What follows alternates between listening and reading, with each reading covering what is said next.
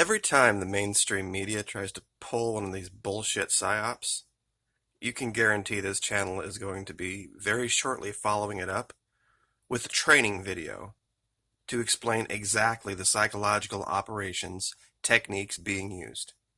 Now, my students better know this particular one by heart. It's actually two of them simultaneously. It's called availability heuristic and causation correlation. We have studied this in depth. Now, the basis of this story is this. They have the picture of Mr. Maduro. He's sitting at a table. He's smoking a cigar. This internet sensation I've never heard of, Turkish chef, acts like a total douchebag while slicing up what looks like some lamb. And it looks like both he and his wife have maybe a slice or two of it while they stop in Turkey on their way back from China. Of course we know that the president of a country, especially after 4 years, is responsible personally for the starvation of all of the people in the country. So then my question would be, let me see if I can get caught up here. You remember these starving Venezuelans? Now this was actually the Florida Maquis taking advantage of a specific PsyOp technique as well, but we'll cover that in another video. You see, we have 16 million starving people in this country. And look at all these states that were primarily Trump voter states down here that are in the throes of desperate poverty and starvation. How many times have we seen this in America? 62% of American teachers regularly see kids who come to school hungry. How dare our leader ever have a meal in public again? Ever. I mean, seriously, 16 million kids, which is almost a third of the population of, actually more than a third, closer to half, really, of the population of Venezuela, starving in this country. Now, if you haven't seen it yet, we'll refresh you on some older information that might bring the story closer into focus. See, this is part of that video where the infamous one now where you saw the starving Venezuelans running off into the field, this crowd of like 15 or 20 or 25 that go after this one cow and apparently use rocks and sticks, whatever. But they don't stop. You see, they pan this picture through the video, but they don't focus on it, where we see Love Handles Lopez over here. And this guy, which another thing that comes to mind on this, if you go watch this video, and it's all over the internet, you see no less than 20, 25, 30 guys going out there once this cow hits the ground. How does this guy warrant this much meat? And of course down here, according to local media, dozens of cows were killed by the crowds at several different ranches. Wait a minute. So if there were dozens of cows available to be slaughtered, what was the real issue? We, of course, know what the real issue was. It has to do with the importing of food and the U.S.'s attack on the currency. My question would be this. If there was this problem in Venezuela, and to this day the U.S. still imports oil from Venezuela, why didn't the U.S. just say, okay, you know what?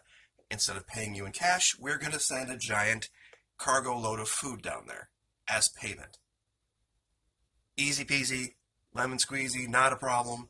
We can make sure that there's absolutely no starvation in Venezuela. We don't have to pay them cash, but we continue to pay them in cash, don't we? We don't send giant boats of food. In fact, we make it impossible for them to purchase food on their own by sanctioning them and prohibiting the free flow of trade, prohibiting banks from extending loans, prohibiting actual business transactions from taking place that would fix the problem. That's what our sanctions have done and have done since the last administration. And strangely enough, we have this. Food crisis, people facing severe food insecurity. Look at this over here, Nigeria, 1.8 million people. That's odd. I could have swore he was just at the White House. I don't remember one word being said about this guy when he was signing deal after deal after deal after deal with big oil in the White House. Anybody talking about the starvation and the problems in Nigeria or in Africa, Greater Africa as a whole, which, when put in comparison to Venezuela, much larger by far. In fact, if we go back to that, 14 million in Yemen, that's almost as many in the United States for a country that's microscopic in comparison.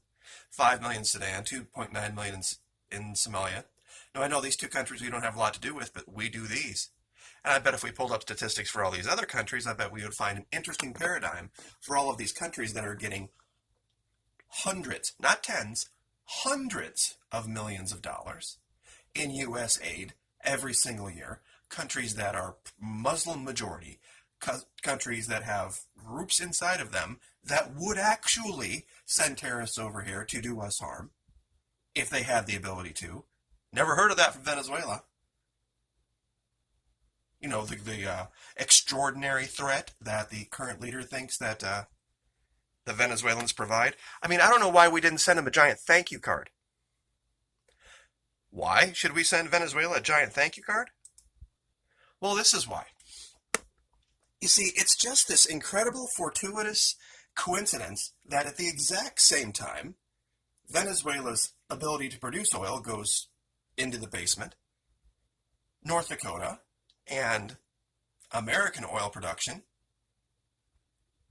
steps right in to fill the void without causing gas and oil prices to go to absolutely crater, which is what would have happened if Venezuela had maintained the ability to pump as much crude as they had historically, and the U.S. in 2014 decided to enter the oil markets.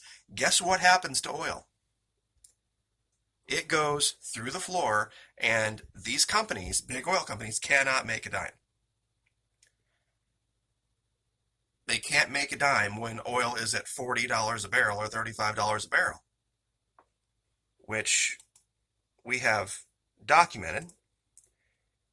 Let me find the right. Here we go. 4 reasons, the Vesto video, why the price of crude oil dropped 2014, 2015. Oversupply of crude oil, OPEC, declining demand. See, this all was started by the United States. Sorry about that. Back in 14. And the reason Venezuelans are suffering, and the reason there's starvation in that country has nothing to do with socialism. If that were the case, what we would see in this chart right here, and you can look up these stats on your own if you want to. I don't care if you believe them or not. This was the case. See back here, 97, 98, 99? Venezuela actually was a shithole country. It absolutely was under non-socialist governance. Something ridiculous, something like 80% of the population lived below the poverty level. I mean, U.S. oil companies were doing fantastic. But then, strangely enough, back here in 2000 when Chavez takes over, this is when the giant PsyOp from our government takes over. And they start whining and crying and pissing and moaning, even though the revenue in that country went through the roof, the standard of living went through the roof, and the reason that there's people out there that are complaining about not having to buy food, or not having the ability to buy food, is a result of this. Prior to this, most of this country was agrarian. They were farmers. They didn't import food. They grew it. The reason those farms shut down, those people left the fields, was when big oil went down there and offered all of these pie-in-the-sky dreams of an American standard of living, and they left their agrarian lifestyle, went to live in the cities, or in this case, slums and shanties, to work on the rigs. It's very much akin to what actually happened in the Industrial Revolution in this country back in the 1900s that eventually led to our depression. But another video for another day. But this is what's going on right now in our mainstream media. We have this game being played that wants you to believe that the reason Venezuela is starving is because this guy is eating one meal in Turkey. It would also have you, of course, believe that the Russians are stupid, the Italians are stupid, the Chinese are stupid. Who else? Bolivians. Everybody who has stood with, and invested in the future of Venezuela, all those people that have dumped all those billions of dollars, they're all a bunch of idiots, but America is right. The sanctions are, of course, just a natural, unfortunate cause of socialism. It's just ridiculous. If people in America really wanted to be outraged about something, be outraged about the sanctions. Tell this government to drop the sanctions. Tell them, and you know, you could couch this in a way that would be so perfect. You could say, please tell Donald Trump to discontinue the illegal, unconstitutional Obama executive order that declared Venezuela a national security threat. If you did it that way, and if somebody put it out that way, I'll guarantee the heat would get turned up. Marco Rubio would be sweating, because he's the one who's pushing this story, by the way. And they'd have a giant problem to explain. And people are starting to think and starting to understand what the real problem is. That there's a giant amount of hypocrisy out there. And things are not adding up. So I guess we will just leave it there. Top secret Tuesday tomorrow. Just wanted to make everyone aware that the training is still going on. We are Second Evolution at the Patreon channel, and we train people to recognize these techniques right off the bat. And if you want a basic cursory course in how to look at the mainstream media, look at these stories, and be able to dissect them for PsyOp techniques, Florida Maki Patreon channel. So anyway, thank you guys very much. I appreciate the support. Like, share, subscribe. We'll see you next time.